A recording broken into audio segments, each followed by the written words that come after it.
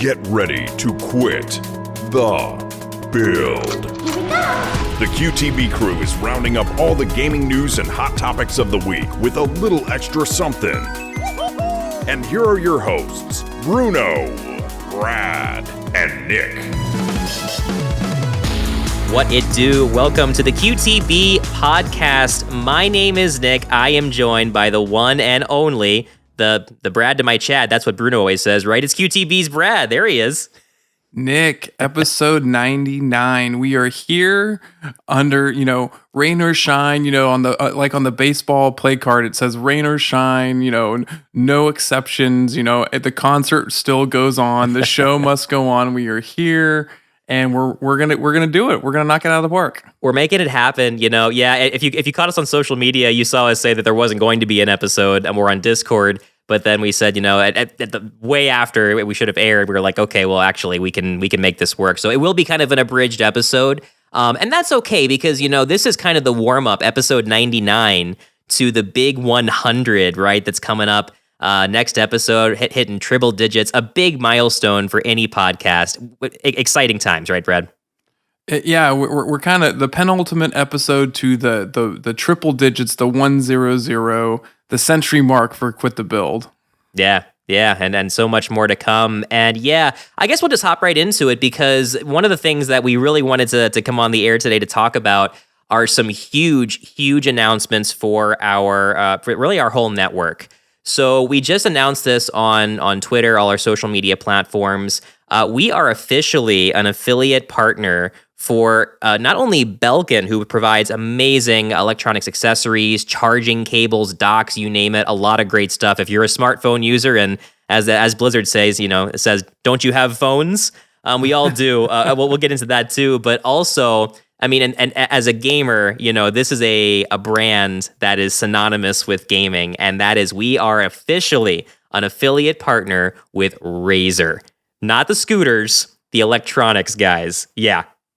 Oh, I appreciate the throwback, though. The throwback was a nice curveball because I still have my Razer put away from back in the day. But no, that is incredible news, Nick. Incredible news for the network, for all of us here at Quit the Build, and for all of you out there who love to support us and love Razer and Belkin products. What a great opportunity to kill two birds with one stone and, get your Razer products and support Quit the Build. What can you say? You can't go wrong, right? So if you look in our show notes for this episode on YouTube or any podcast platform, you'll see our affiliate links. So you can go through there, and there will be some deals that pop up there on either of those sites when you go in.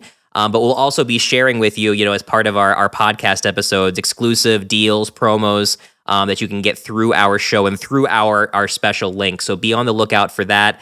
Just a really exciting time because, Razer is... They're a brand that they're synonymous with gaming, and they've really become a lifestyle brand, and something that I think really mirrors the core mission of Quit the Build, which is to bring positivity and fun back to gaming. So, we are just over the moon about this one. Well, and doesn't that tell you that we're now becoming synonymous with gaming as well? I mean, that's what we think we are, but this should be in some ways validation that we are the premier gaming podcast and entertainment podcast. You got to come check us out and come check out who we get to work with. That's right. Yeah, be on the lookout soon on our website. We'll also have a section there for you to see all of our affiliate partners and get that information if you want to support the show. Great way to do it and get some sweet merchandise in the process. Well, on that note, we're going to go ahead and hop into the story that we wanted to talk about today. And this is a fun one. This is coming from... over at the Hollywood Reporter of all things. Normally we, IGN or something else, but today branching it's out here, Nick. Yeah, this is maybe the first time we featured the Hollywood Reporter on the podcast. Talking about Jason Momoa, you heard this right, is set to star in a Minecraft movie for Warner Brothers. And of all things, the filmmaker Jared Hess, who made Napoleon Dynamite, is going to direct this film.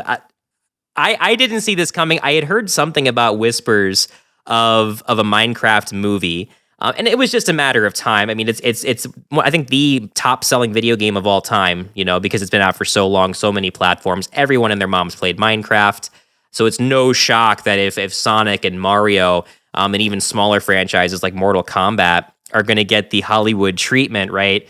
that we're going to see this happen in the form of Minecraft. But if you had asked me, Brad, to name who I think is going to star in this, not to say it's going to be live action, but if you had I don't think Jason Momoa would have been anywhere close to my top 100 picks, right? I mean, that is definitely the curveball of all curveballs for this movie. I mean, Khal Drogo, Aquaman. Now you're going to tell me he's going to expand his range even more and play in this Minecraft movie? I mean, but who knows? It could be so out of left field that it's just right. It works. You know, I'm going to be on that side of the coin that it's going to be it's so crazy. It's so unexpected that you're going to be, I couldn't have imagined it being anyone different now once we see the movie. I'm going to be on the side of positivity that it's going to be a home run role for him and for the movie. Yeah, absolutely. And some interesting facts about this one are that I mean, look, the game's been out since 2011, but some of the people that they have been tapping to work on this movie are very interesting. They have Rob McElhenney from It's Always Sunny in Philadelphia, who is going to be one of the ones directing this film. So, I mean, it's just, there's all these little facts about it. And I mean, you think about the path that Minecraft has taken, you know, since coming out over a decade ago, which, you know, that checks out for me. Some games are like, really, it's been that long? Minecraft, it feels like it's been 11 years because like GTA, it's been on every platform known to man.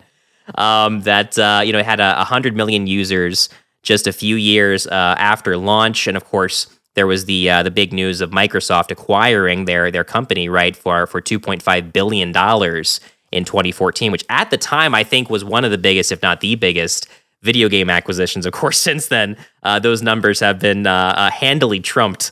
But, you know, just for one game, really, you know, Mojang was really just known for Minecraft, and Notch, the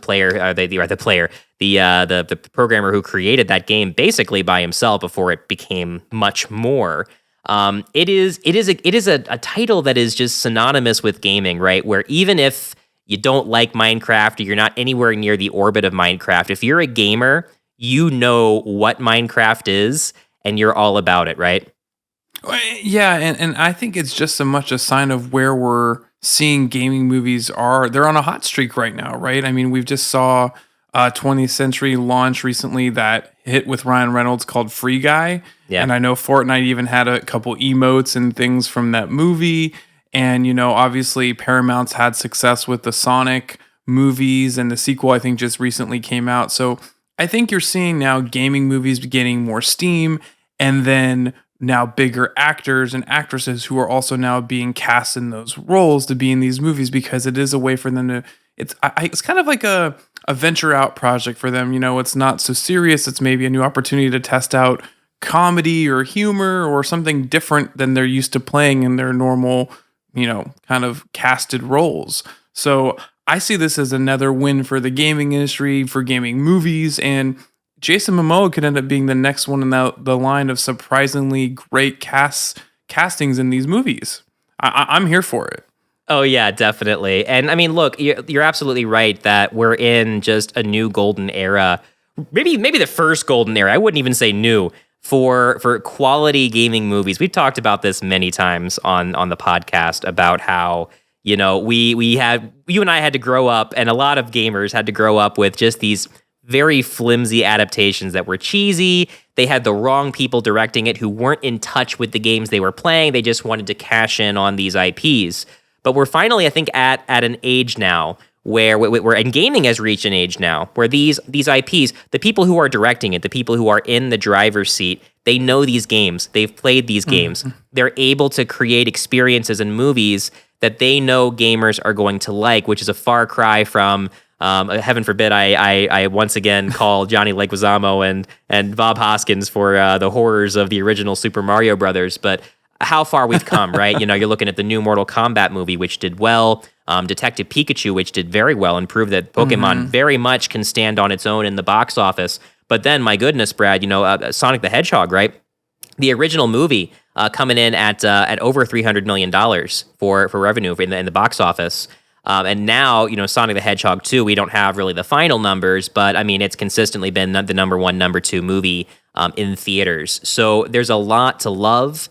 And I think that Minecraft, especially with this level of talent that seems to be behind it, is going to be able to cash in on this. It seems like it'd be really hard to mess up because there is lore in Minecraft, don't get me wrong, but when you have a main character named Steve, who most people wouldn't even know unless you played like the story games, right? He's just a guy.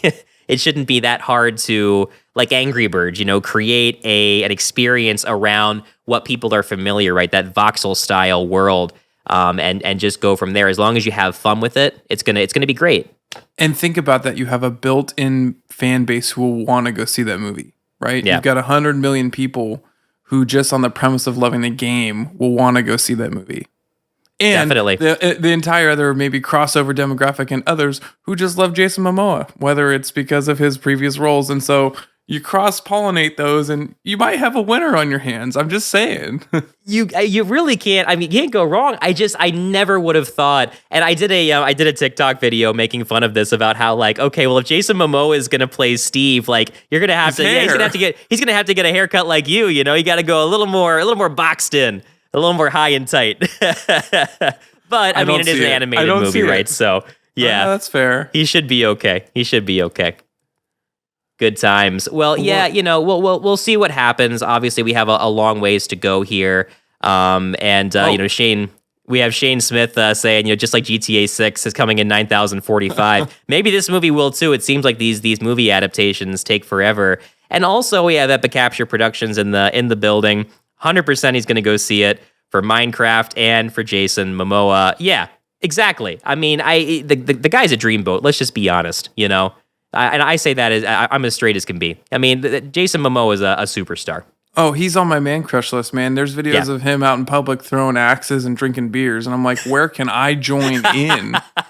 Right? Like, that is my cup of tea. Like, right. If I'm not playing video games, I want to be throwing axes. I want to be throwing axes at walls and drinking beers. Like, there you go. But I couldn't look as cool doing it because I don't have long hair. I don't have cool tattoos. But I would love to just be a part of the entourage because it would be fun. Yeah, so, definitely. If he can bring that vibe to the movie, then who knows? Man, anything's possible. And there you go. And yeah, Epic Capture, absolutely right. He's right up there with Ryan Reynolds, who also, like with Detective Pikachu, right? It's so great seeing these AAA or triple or A-list is the correct term, not AAA. I'm thinking of studios. A-list actors, getting involved with these high budget movies, and it just makes it a lot of fun, especially if you can tell that they're having fun. I mean, my gosh. Jim Carrey, as we've said many times, has taken Sonic the Hedgehog and what could have been a very subpar flop in the first movie, along with that revision of Sonic. He just stole the show and really owns the character of Dr. Robotnik. That just makes it into a real treat to watch. So, yeah. Nick, I was real quick before we move on, for our listeners and for you, quick poll, quick question. Okay. Was Ryan Reynolds better in Detective Pikachu or in Free Guy? Where'd you like him better? I have to go with Detective Pikachu. Really? There was something so magical about him, you can hear me, and I don't know, and especially the twist at the end. That's just my take. I very much enjoyed those movies. You're on the other way? I'm on the other way. I'm with Free Guy. The scene where he calls Captain America's shield in and blocks the punch, and then you get the cameo from Chris Evans. What the shit? Like, you can't. I mean, that moment alone, but that entire movie, Free Guy, I went in with low expectations and was overwhelmingly impressed about how great it was, the references to all the games, the what the movie was about. Like, it was a very enjoyable movie that has such a great way of recognizing and appreciating the gaming industry. Yeah, definitely. Well, I'll tell you who we appreciate in the gaming industry, and that is our sponsors. Thank you, as always, to our Patreon supporters, like our QTB and Fuego supporters, like Epic Capture Productions and Matt.Bat. Fuego! Yeah. And then, of course, our QTB Plus supporters, Nick, the Dudist Monk, Indie Gamiacs, Alan Abadessa, Mr. Grove Games, and the Intergalactic Pinecone. To all of you out there in internet land, if you want to support QTB, one of the best ways to do it is to do it on Patreon. Helps to support us directly and fund all of this amazing content that you know and love. For just $2 a month, you're going to get access to our bonus monthly Nostalgia Vault episodes, and for $5 a month or more, you're going to get a shout-out on each and every episode like you just heard, and even at that $5 tier and up, Brad, you're going to get access to exclusive merch that you cannot get anywhere else. It's baked right into the price. You can't go wrong. Thanks, as always, to our supporters. Well, Brad, we have got one more story that we're going to get to. We got time for it. And this one is very interesting. It is about over at I'm going to invoke Kotaku. A lot of articles have talked about it. I happened to land on Kotaku because it was one of the few to talk about it. This article is talking about how we have over at Nintendo Switch Online. Okay, they have this emulator service, right? And that's one of the draws of their monthly subscription, right? Is that you can go on there and you can play NES games, SNES games, N64 games, and now Genesis games if you have that expansion pack. Now, there's been a lot of speculation about what are they going to do next, right? Because we know there's only a matter of time until they unveil another console. And that's exactly what we got with this story, that there seems to be a leak that indicates that the next thing that they are going to release for the Switch Online is a GBA emulator, okay? Game Boy Advance. Right, so this all starts, there's been multiple Twitter accounts that basically dumped some files that showed emulators in development by Nintendo Europe Research and Development, which is aptly named NERD. Well, there you can't write that stuff. Right? You can't write that. That's incredible. I love it. Oh, man. But yeah, so one of them is for the Game Boy. It's codenamed Hyo-Oh, but the second one is codenamed Sloop. Fun code names. Is for the Game Boy Advance. Codename Poyo instead of Hoyo? I mean, I'm just saying, right? Well, yeah, Kirby Poyo. Okay, I need to correct the record since you brought this up, because many people said this to me. In the first video, I said Poyo, right? Which Kirby actually says Poyo, but I guess I had chicken on the brain, so I said Poyo. And so now everyone's like, what does Kirby want chicken? Is he Spanish? He might be. I don't know. Yeah. But the last video I just did, I did correct it, and someone said, "Oh, you actually said Poyo." I said, "Yes, I took the constructive feedback." So now that's on the table. We can move on. So this Twitter account, whose name is Trash Bandicoot, love it, has basically leaked a list of games that are supposedly have already been tested with this emulator. And I know Nintendo, man, they do not like leaks, so there's a good chance someone's going down for this one. It's happened before when games have been leaked early. But what we're seeing here are games like The Legend of Zelda: The Minish Cap, Metroid Fusion, Fire Emblem, Mega Man Battle Network, and even iconic RPGs like Golden Sun that really haven't seen re-releases anywhere else. Gunstar, Superheroes, Harvest Moon games, Kingdom Hearts games, Kirby games too. And I know Kirby is very much a popular thing right now with this new 3D outing, but it's going to be great to go back and play. But what's your take on this, Brad? Do you think that, I mean, right now it's just rumors, but there's a lot of data to back it up. Do you think that this is going to be the next step? And if so, do you think it's the right step? Ooh, those are two interesting and different questions. Interesting, or is it the next step? Does it look like it's the next step? If we buy into these leaks and these posts, yeah, it seems like it's legitimate. It seems like it's coming along. Personally, for me, I played Game Boy a ton growing up. Like, Game Boy was your portable gaming opportunity, one and only ones until I think PSP came out, or there was some other ones later on, but for the longest time, I mean, I had a Game Boy Advance that I played the crap out of. I had the light that plugged in so you could play at night. Like, I had every attachment possible. I mean, if you could emulate all of those games now and have that be part of Switch Online, that's just expanding that library even more, making that value so much higher than it already is for the games that you're getting in terms of that backwards compatibility, even if it's through an emulator. So I think it sounds great. I think it's a natural move for Nintendo to not forget about that part of the library. It's really important. Nintendo's history is just as deeply rooted in its I want to say mobile, but it's really handheld titles as it is with its console games. You know, the Game Boy. Yeah, I mean, the Game Boy pretty much created a market out of nothing, whereas Nintendo just recreated what had been done before with Atari systems and even older. This was them saying this is going to be our platform that we're going to continue to release these games for, make it affordable, make it durable. You couldn't do much better than a classic Game Boy. Lord knows I dropped that thing, threw that thing, and dropped it in a toilet at least once. And my original Game Boy was an absolute tank. Still survived up until the last day I played it. I don't have to worry about the memory battery dying and then losing my progress, right? Yeah. Now I can save things digitally, or try to go back in the day, take apart my Game Boy game and replace that battery without touching the board so I still could play my games. You had to do that? Oh, yeah. Especially for Pokemon, man. I had a Pokemon Red that was a fully complete 150 out of 150 on the Pokedex, and I was at risk of losing the memory because the battery was going to die. And I actually worked with someone to take it apart and put in a new battery so I could keep my progress.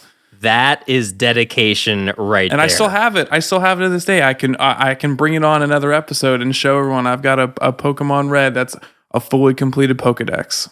That's yeah. I mean, look, you put that much work into it. You gotta be able to some serious hours as a little kid playing that and trying to trade. I even made sure my sister got blue so I could trade for the 3 Pokemon that you needed to trade through with the old wire and all that. Mm-hmm. I baited her into that, and yeah, it was commitment. I'm just saying, it was commitment. Got you baited. Yeah. Oh man, that's so great. Yeah, I mean, there's just so many memories, and from what I've heard, the GBA is actually pretty difficult to emulate properly. So hopefully this is a good sign. But I mean, I think everybody knew it was just a matter of time until there would be another platform added. And I think you're right, the value proposition, really, really important for Nintendo here, because they got a lot of negative press when the Switch Online expansion was released. The classic package with just the NES and SNES, not bad. But people looked at that, the N64 and the Genesis offering, and all of basically doubling the price of this package and saying, we're just not getting the value, and a lot of people like myself grumbled, but went ahead and took it for the convenience of playing these games again. But for a lot of people, they're still waiting for announcements like this to tip them over the edge and say, absolutely, with this in the mix, I'm going to go in there, I'm going to play these games. And the good news is with these types of ROMs, it should be pretty easy for them to bring in new games. It's just a matter of getting all their licensing lined up. I think a lot of great games like Pokemon Pinball, any of the handheld Pokemon games, that'd be amazing to play again. Red, Blue could happen. Who knows? Right now, we're just seeing Game Boy Advance games, but like I said, there was some confirmation that they're also working on a Game Boy Color emulator, so it could just be a matter of time. Oh, you took the words right out of my mouth. This is just the tip of the iceberg, in my opinion, right? There's more to come with this. If they can start with the Advance and work their way back, possibilities are endless. You can't go wrong. That's right. Yeah, well, we'll see what happens, and feel free to let us know in the comments, what games you would like to see on the Game Boy Advance and Game Boy Color, because I think a lot of people are going to have different answers. You spent a lot of time on Pokemon Red and Blue. So did I. I probably spent the most time on my Game Boys over the years playing Mega Man Battle Network on Game Boy Advance, because that game was just, there was nothing else like it, like real time, but action strategy, and Mega Man, which of course I'm definitely a fan. Man, so I've saved mine for my son. I've got a Game Boy Color, a Game Boy Advance, and I've got an original brick Game Boy that still works. So yeah, and I've got Kirby's Big Adventure. I've got Battletoads. I've got Pokemon Red, Blue, Yellow, Silver, Gold, Japanese Gold as well. Okay, I couldn't wait. I was able to find a Japanese copy, which I played, and it's impossible because couldn't understand what I was doing, but I was able to actually catch like 60 Pokemon and a handful of other ones that I can't wait. All of the Game Boys still work. They were built so well, and I kept them stored that there's no issue with them. So I've got a Game Boy, original Game Boy Pocket, Game Boy Color, and a Game Boy Advance, the light purple see-through one. Right. So I've got that set aside to pull out one day and play with my son. So. Not gonna lie, the way the retro gaming market is going right now with prices, you hang on to those things for another solid 20 years, let your kids play it for a bit, take them back and sell it. You can probably retire. I've got the original, or it's one of the things that came out with it was like it was a hard case that you could carry the Game Boy in, and it says Game Boy on it. Do you know what I'm talking? Does that ring a bell to you? Yeah. I have like that. I have a case like that says Game Boy on it, and your Game Boy fits in it and would close up. Yeah. And fold close with a little strap. Yeah, the shoulder strap. Oh, I had it. The shoulder strap. Yeah, I've got that put away too. So maybe you're right. Maybe I need to, throw nostalgia out the window and make some money. There you go. And some of our listener comments, Russell Hansen saying the GBA had a big part in making long road trips bearable back in the day. They did, and especially once the SP version came out, because it was backlit. It was much more compact. That was the big thing, is that we didn't realize how hard we had it as gamers, playing our handheld games with our little, snake lights if we needed to, until we got that backlit screen, and we're just like, oh my goodness, this is the future, yeah, definitely. The battery life, especially on the GBA, I think it went on like 2 AA batteries, and then the SP was one of the first, I think, ever handhelds that you could charge. It had a rechargeable battery built in there, so you really got your money's worth. And then Shane Smith saying, I can't count how many times I've beaten Pokemon, so you got a fellow Pokemon fan there in the audience.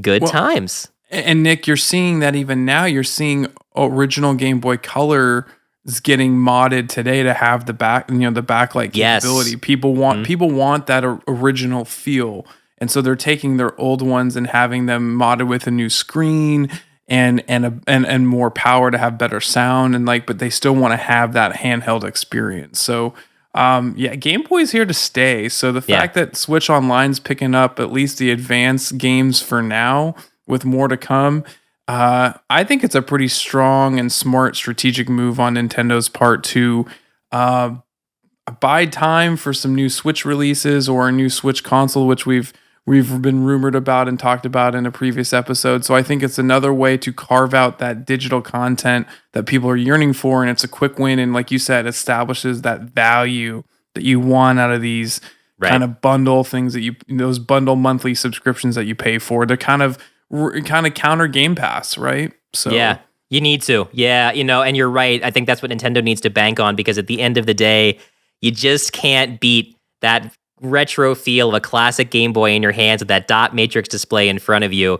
And I'll tell you what else can't be emulated, Brad, and that is our sponsor, Pierce Unlimited, for marketing media that works and bespoke design to power your business. Visit pierceunlimited.com. I was holding on to that one for a few minutes. I'll put it in post. I didn't put it in post in the last episode, but this time you're going to hear it in post. And if you don't hear that sound, you don't hear that password jingle in the background, you leave a comment. You say, Nick, I don't hear the password jingle. I'll make it work for you, okay? I'll sing it myself if I have to. Oh, man. Hey, man, you sing so many other good jingles on TikTok. I wouldn't be surprised if you could pull off the password jingle. So if you haven't seen, folks, you got to go check Nick out on our TikTok. He is killing it every day with these songs, these jingles. He's getting people are reusing our songs. People want to do duets with him. Yeah. People want live covers doing his live sessions. I mean, the guy is a TikTok music celebrity. I'm just telling you, you got to go check it out. And I'm well on my way to getting through all 100 Star Wars games, because one guy, this is one fan request. They said, hey, can you name, because I did the GTA games. They're like, hey, can you do the Star Wars games? And I just jokingly said, oh, sure. I thought, it'd be like maybe a couple videos, right? And then I look it up. The games. 99 games, Brad. So I'm doing them all. We're on episode 4 right now. I got to put out episode 5 soon, but that's the kind of fun stuff you get on there. And yeah, I'm a personal fan. I was a personal fan of the, I didn't realize I was on mute. I thought that was a great one. We've all been there. Oops, I'm muted again. Yeah. Well done. We've all been there. That is for sure. And yeah, the fun doesn't stop at our TikTok account. We got so much going on, Brad, not just these new affiliate sponsorships or partnerships that we've announced, but also a lot of action happening right now on our blog. If you go to our website, quitthebuild.com, go to our gaming blog. I just wrote an article recently about the Kirby Balls craze, kind of a look back, right? Because now that they've removed the balls, they're gone. The bollards are still there, but they removed the slip covers. Kind of talking about the craze, and also talking about some of the past promotions that Target has done with video games. And I'll go ahead and give you a little spoiler here, Brad. In my professional opinion, the Kirby Balls are not the best video game promo that Target has ever done. And if you go on that go to the website, check it out, you'll see what my number one pick is. And I think you're going to agree, because Target, when they go hard on their video game promos. So check that out. Ooh, I got to get over to their blog to check that out. And if I'm right, Nick, wasn't there something else on the blog? Didn't we just get a review on the blog as well, a game review? We did. So one of our network partners from 1 Hour 1 Decision, Chris, did a review of, and this game looks gorgeous, man. It is called Slipstream. It is kind of a retro style, the early days of 3D racing, a callback to that with music and everything, and just classic graphics, looking like it's straight off like the Sega Saturn, that they, this producer, publishing company, they've had the game out on PC for a few years now. They just brought it over to Switch, Xbox, PS5, and PS4. So yeah, Chris got to sit down and play with that game. And normally they do the 1 Hour 1 Decision, right, podcast, where they randomly play an Xbox game for an hour and render a verdict. Well, this is 1 Hour 1 Review, where he played the game for an hour, and he's letting you know, after 1 hour of this game, is it worth your time? So definitely check that out. And just, man, so much happening right now in the QTB landscape that really it's a great time to be on board with what we're doing, right? Oh, completely. I mean, our QTB Legends podcast episodes have been taken off. We've been killing it. We've had a few episodes now with Don Traeger, co-founder of EA Sports, big producer, marketer at Atari. I mean, his record and his resume speaks for itself. And let me tell you, we've got more in the pipeline for the QTB Legends podcast. Get excited. Get ready. There are more game-defining industry stories coming from other QTB legends coming soon. So be sure to check those out as well. That's right. And the best way to stay connected with all of it is to follow us on socials. And to follow us on socials, get on our community page, quitthebuild.com/community. That will link you up with our Twitter, our Facebook, our TikTok, our Instagram. And of course, we even have a Discord. Shout out to our new Discord Lord, Terry. I gave him an official Discord Lord title. It's on there when you go. It says Discord Lord right at the top. It's Terry.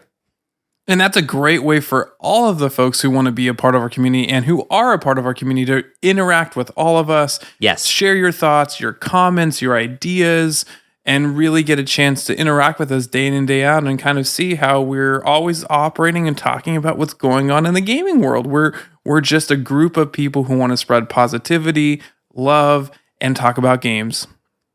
If you just want to talk about video games, that's it, Brad. Well, everybody listen, make sure you are here next week because episode 100, it's going to be a big one. We got some fun stuff planned. Make sure to stop on by, a big celebration for Quit the Build and beyond.